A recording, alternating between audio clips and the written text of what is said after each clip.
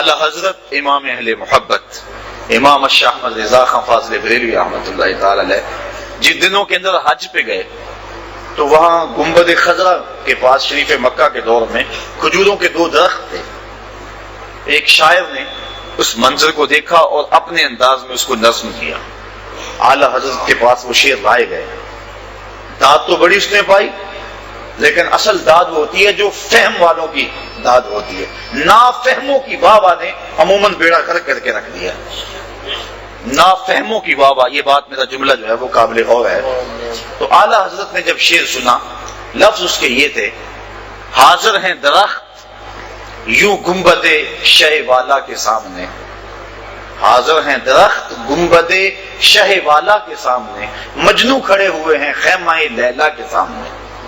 لوگوں نے بڑی داد دی، واہ واہ بھی کہا، یاد کر دی، کیسا تخیل ہے، ندرت کیسی ہے تخیل میں، قافیہ بندی کیسی ہے، ردیف کیا ہے، ایسا انداز ہے.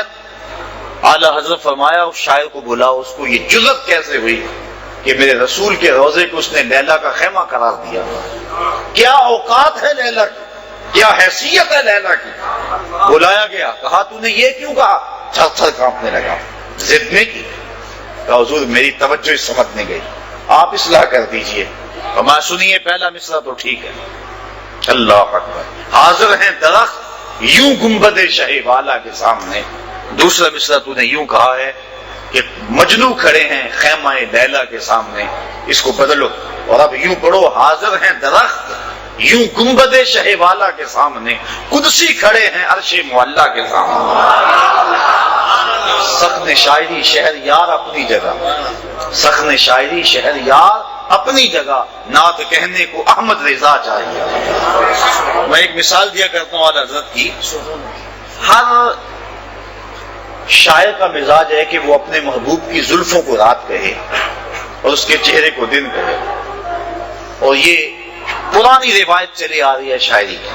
حافظ شیرازی نے کہا نا: بفروغ چہرہ زلفت رہے دل زدد ہما شب.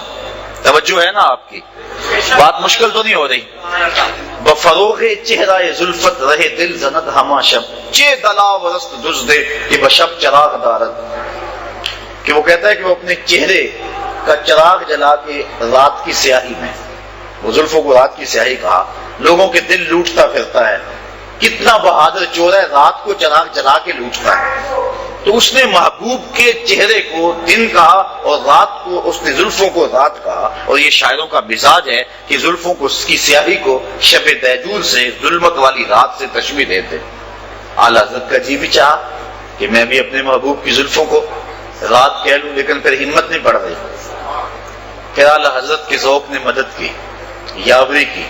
کہا اچھا میں حضور کے مبارک بالوں کو رات نہیں کہتا، چلو لیلۃ القدر کہہ لیتا.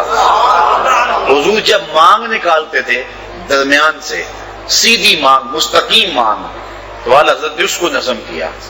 فرمایا لیلۃ القدر میں مطلع الفجر حق، مانگ کی استقامت پہ لاکھوں سلام. کہا حضور کی سر انور میں مانگ یوں ہے جس طرح لیلۃ القدر میں پو پھوٹ رہی ہے.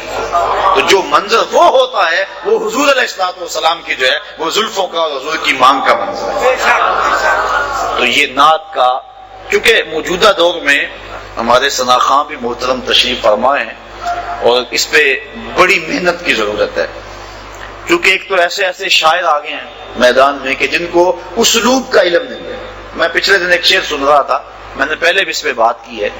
وہ پتہ نہیں کس قسم کا وہ شعر ہے، اس کا آخری مفہوم ہے کہ رب کے سونا میں بخشاں گا امت بس تو نکی جی ہاں کر دے. ایک تو دیکھو کیسا بازاری لفظ ہے، اور نعت میں اس کو جو ہے وہ کس طرح مندرج کیا گیا ہے. اور پھر اس نعت کا جو تاثر ہے وہ یہ ہے کہ رب بخشنا چاہتا ہے، محبوب ہاں نہیں کر رہے. رب کہتا ہے میں بخشوں گا تو ہاں کر، جبکہ معاملہ تو یہ ہے کہ محبوب عرض کر رہے ہیں رب حبلی امتی امت. تو یہ باپ معاملہ کدھر اور معاملہ کس طرح الٹ کے رکھ دیا گیا. لیکن پڑھنے والے بھی پڑھ رہے ہیں اور سننے والے بھی سبحان اللہ پکار رہے ہیں. نہ پڑھنے والوں کو سمجھ آ رہی ہے نہ سننے والوں کو سمجھ آ رہی ہے. اور اگر کوئی سمجھنے والا پاس بیٹھا ہے وہ بولتا نہیں، میں بولوں گا تو خشک ملا کہلاؤں گا.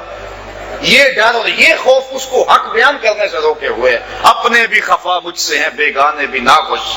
کہ میں زہر حلال کو کبھی کہہ نہ سکا کند، بات وہی کہتا ہوں سمجھتا ہوں جسے حق، نئے ابلۂ مسجد ہوں نئے تہذیب کا فرزند۔ انسان کو حق کہہ دینا چاہیے، اور نعت کے معاملے میں یہ بڑا نازک میدان ہے۔ عرفی ایک شاعر ہوا ہے، وہ کہتا ہے عرفی مشتاب کی رہے نعت است نہ صحرا، عرفی مت دوڑ، یہ نعت کا میدان ہے، کوئی صحرا نہیں ہے کہ منہ اٹھا کے جدھر مرضی چل دے اور جو مرضی کہتا پھرے، یہاں قدم قدم پہ احتیاط۔ ادب گاہیر زیر آسماں از عرش نازک تر، نفس گم کردہ می آئد جنید و با یزیدی جا، نفس گم کردہ می آئد جنید و با یزیدی جا۔ یہ شعر عزت بخاری کا ہے، لیکن علامہ اقبال اس کو اپنے کلام میں درج کیا ہے، اتنا پیارا شعر لگا۔ وہ کہتے ہیں کہ یہ